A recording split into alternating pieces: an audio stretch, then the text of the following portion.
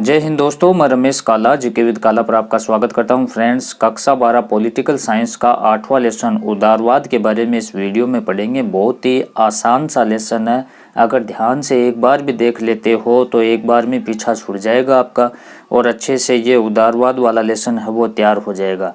कक्षा 12 राजनीतिक विज्ञान में जो हमारी तीसरी यूनिट है राजनीतिक विचारधाराएं, उसमें 4 लेसन है, उदारवाद, समाजवाद, मार्क्सवाद और गांधीवाद।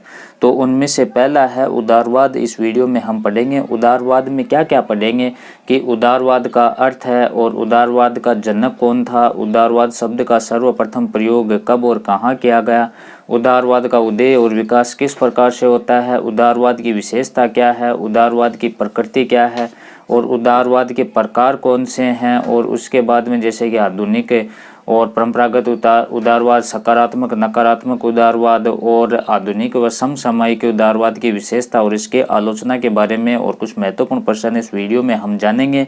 तो दोस्तों, पहला है कि उदारवाद का अर्थ क्या है। इसका शाब्दिक अर्थ होता है व्यक्ति को स्वतंत्र छोड़ देना, खुला छोड़ देना।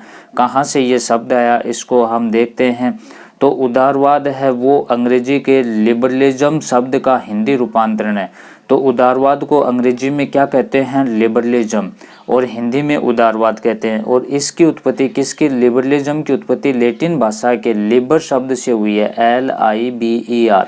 दोस्तों, लिबरलिज्म शब्द का हिंदी रूपांतरण है उदारवाद और लिबरलिज्म शब्द है वो लैटिन भाषा के लिबर से बना है, जिसका अर्थ होता है स्वतंत्र, व्यक्ति को खुला छोड़ना, व्यक्ति को स्वतंत्र रहना। ये क्या है, उदारवाद है। ये एक विचारधारा से बढ़कर मानी जाती है। देखो, आप देख सकते हैं कि उदारवाद एक ऐसी विचारधारा है जिसका स्वरूप व कार्य क्षेत्र विकास के प्रथम चरण से लेकर वर्तमान तक बदलता रहता है। विकास के पहले चरण से लेकर वर्तमान तक उदारवाद का क्षेत्र वो बदलता रहा है। सामान्यतः उदारवाद एक विचारधारा से भी अधिक है और ये सोचने का तरीका है। उदारवाद क्या है, ये सोचने का तरीका है, संसार को देखने की एक दृष्टि है। तो आप देख सकते हैं कि उदारवाद क्या है, वे शाब्दिक अर्थ व्यक्ति को स्वतंत्र छोड़ देना, अंग्रेजी में लिबरलिज्म कहते हैं। लिबरलिज्म शब्द की उत्पत्ति लैटिन भाषा की लिबर से हुई है, जिसका अर्थ है स्वतंत्र, और सामान्यतः ये विचारधारा से भी अधिक है और ये सोचने का एक तरीका है, संसार को देखने की एक दृष्टि है। क्या, उदारवाद। फिर जॉन लॉक ने उदारवाद का जनक माना जाता है। ये वेरी मोस्ट इम्पोर्टेंट है। उदारवाद का जनक किसे माना जाता है, जॉन लॉक को माना जाता है। एडम स्मिथ और जेरम बेंथम भी उदारवादी विचारकों में सम्मिलित किए गए हैं। तो उदारवादी विचारकों में किसको सम्मिलित किया गया, जॉन लॉक हो गए, ये तो जनक माना गया था, और दूसरा एडम स्मिथ और तीसरा जेरम बेंथम भी उदारवादी विचारकों में सम्मिलित है। तो उदारवादी विचारकों के अगर आपको नाम लिखने पड़े तो ये आपको लिखने होंगे। नेक्स्ट है उदारवादी दर्शन का उदय तथा विकास यूरोप में। देखो, उदारवादी दर्शन का उदय, ये उदारवादी दर्शन है, ये आया क्यों, कहाँ से इसका विकास हुआ, क्यों हुआ। तो दोस्तों, इसका विकास यूरोप में पुनर्जागरण, वर्ल्ड हिस्ट्री में आप डिटेल से पढ़ सकते हैं, हमारी प्ले लिस्ट है वर्ल्ड हिस्ट्री वाली, वहाँ से देख सकते हैं कि पुनर्जागरण, धर्म सुधार आंदोलन, उनको डिटेल से पढ़ा रखा है। जो यूरोप में पुनर्जागरण हुआ, लोग पहले जागरूक थे, फिर बीच में वो उसमें अजागरूकता आ गई, लोग सो गए थे, फिर वापस से वो अपने अधिकारों की रक्षा के लिए एकजुट हुए, जागरूक हुए, तो इसे कहा जाता है पुनर्जागरण। तो यूरोप में जब पुनर्जागरण हुआ और धर्म सुधार आंदोलन हुआ, जब धर्म में खामियां आने लगी तो उसमें क्या है कि लोग अपने धर्म की ओर अग्रसर होने लगे और धर्म में सुधार करना स्वाभाविक हो गया। इसे धर्म सुधार आंदोलन कहा जाता है। फिर उदारवाद का उदय है वो कब माना जाता है दोस्तों, 16वीं शताब्दी में। उदारवाद का उदय 16वीं शताब्दी में सामंतशाही, राजशाही और पोपशाही जैसे मध्ययुगीन व्यवस्था के विरुद्ध प्रतिक्रिया के रूप में हुआ। अब उदारवाद का उदय कब हुआ, 16वीं शताब्दी में हुआ। क्यों हुआ, जब यूरोप में सामंतशाही चल रही थी, निरंकुश शासन चल रहा था, राजशाही शासन चल रहा था, राजा सर्वोपरि होता था, और चर्च में जो पोप का शासन चल रहा था वो जनता का शोषण कर रहे थे। मध्ययुगीन जो व्यवस्था के विरुद्ध जो ये व्यवस्था चल रही थी, तो यहाँ से क्या हुआ, उदारवाद का उदय हुआ। और उदारवाद का मतलब ये है व्यक्ति को स्वतंत्रता चाहती है। इसमें इस शब्द का प्रयोग है, कौन से शब्द का, उदारवाद शब्द का प्रयोग सर्वप्रथम 1815 में इंग्लैंड में हुआ। तो प्रश्न छोटा पूछ लिया जाए कि उदारवाद शब्द का सर्वप्रथम प्रयोग कहाँ हुआ, तो 1815 में कहाँ, इंग्लैंड में। उदारवाद का उदय और विकास किस प्रकार से उदय और विकास होता है कि राजनीतिक चिंतन के क्षेत्र में उदारवाद का उदय अनेक प्रवृत्तियों का परिणाम है। ये प्रवृत्तियां कौन कौन सी हैं आप देख सकते हैं कि उदारवाद का उदय किस प्रकार से होता है कि पहला जो कारण है औद्योगिक क्रांति और पूंजीपति वर्ग का उदय। जैसे जैसे औद्योगिक क्रांति हुई, इंग्लैंड में औद्योगिक क्रांति होती है, उद्योगों का विकास होता है, तो पूंजीपति वर्ग का इसमें वहाँ उदय होता है, आम जन का शोषण होता है। तो आम जन का जब शोषण होता है तो उदारवाद का उदय स्वाभाविक है, क्योंकि उदारवाद का मतलब ही स्वतंत्रता है। निरंकुशवादी के प्रति प्रतिक्रिया, तो इसमें क्या था कि निरंकुशवादी, यूरोप में निरंकुशवादी प्रतिक्रिया ज़्यादा थी कि राजा सर्वोपरि होता था, वो जनता को मनचाहा दंड व कर दे सकता था। तो इस प्रकार की निरंकुशवादी जो प्रतिक्रिया थी, इससे क्या हुआ कि उदारवाद का उदय हुआ, पुनर्जागरण हुआ। पुनर्जागरण, लोगों में जागृति आई, फिर से लोगों में एकता स्थापित हुई, धर्म सुधार आंदोलन हुए। इससे क्या हुआ कि उदारवाद का विकास हुआ। उदारवाद की विचारधारा व्यक्ति की स्वतंत्रता व अधिकारों पर बल देती है। यहाँ बहुत साफ बताया गया है कि उदारवाद की जो विचारधारा है वो किस पर बल देता है, व्यक्ति की स्वतंत्रता पर और व्यक्ति के अधिकारों पर यह बल देता है। ये राज्य को साधन और व्यक्ति को साध्य मानता है।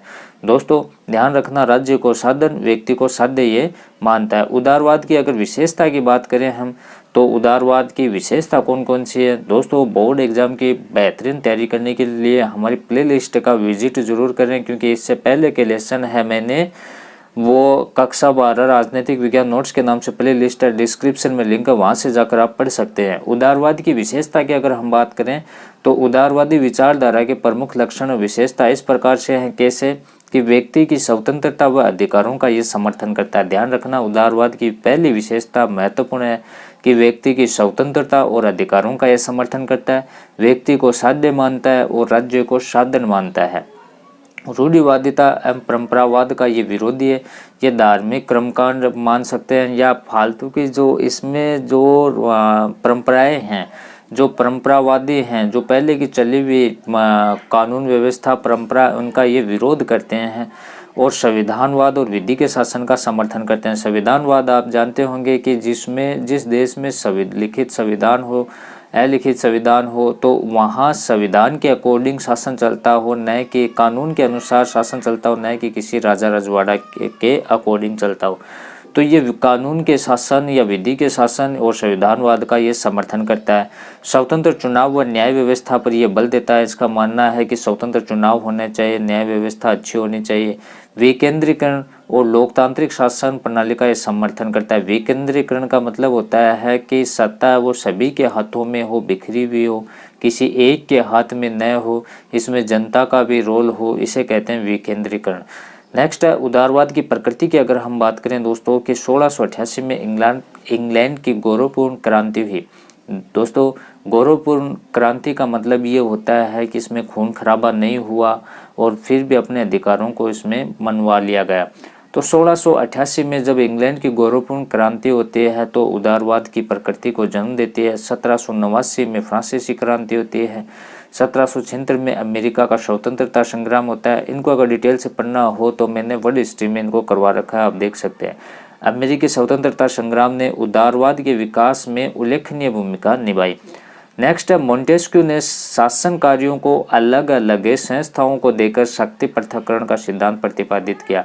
अब मोंटेस्क्यू क्या करता है कि शासन कार्यों को अलग अलग संस्थाओं में, मोंटेस्क्यू ने शासन कार्यों को अलग अलग संस्थाओं को देकर शक्ति पृथक्करण का सिद्धांत प्रतिपादित किया। शक्ति पृथक्करण का इसमें शक्ति का अलग अलग बंटवारा। नेक्स्ट है जॉन लॉक की धारणा थी कि राजनीतिक कार्य सीमित होते हैं, अतः राजनीतिक शक्ति भी सीमित होनी चाहिए। जॉन लॉक का मानना है कि राजनीतिक कार्य बहुत ही कम होते हैं तो राजनीतिक शक्ति भी कम होनी चाहिए। ये विचारधारा निरंकुशवाद का विरोध करती है तथा संविधानवाद का ये समर्थन करती है। उदारवाद के अगर प्रकार की हम बात करें तो प्रकार कौन कौन से हैं, परंपरागत या शास्त्रीय उदारवाद, आधुनिक उदारवाद। तो एक है परंपरागत उदारवाद और दूसरा आधुनिक उदारवाद। परंपरागत उदारवाद को शास्त्रीय उदारवाद भी कहा जाता है। अब परंपरागत और शास्त्रीय उदारवाद की विशेषता कौन कौन सी है ये आप देखें कि धर्म को व्यक्ति का निजी मामला मानना। अब परंपरागत में क्या होता है कि धर्म को व्यक्ति का निजी मामला मान लिया जाता है कि व्यक्ति का ये बिल्कुल पर्सनल मैटर है और व्यक्तिगत स्वतंत्रता पर यह बल देता है। ये राज्य को आवश्यक बुराई मानते हैं अर्थात सीमित राज्य का ये समर्थन करते हैं। परंपरागत और शास्त्रीय उदारवाद में क्या है कि राज्य एक आवश्यक बुराई है। राज्य जरूरी तो है पर यह आवश्यक बुराई है, क्योंकि राज्य होगा तो लोगों पर अंकुश लगाएगा, और अंकुश लगाना इसके लिबरलिज्म या आपका उदारवाद है इसके खिलाफ है, क्योंकि इसका शाब्दिक अर्थ ही स्वतंत्रता है। तो ये राज्य को एक आवश्यक बुराई मानते हैं और सीमित राज्य का ये समर्थन करते हैं, निजी संपत्ति का भी ये समर्थन करते हैं। लेकिन जो आधुनिक उदारवाद हैं उनकी क्या विशेषता है कि ये लोक कल्याणकारी राज्य का ये समर्थन करते हैं जिसमें जनता की भागीदारी हो। ये राज्य को एक अनिवार्य बुराई न मानकर लोगों के हितों के विकास एवं सुरक्षा के लिए कल्याणकारी संस्था मानते हैं।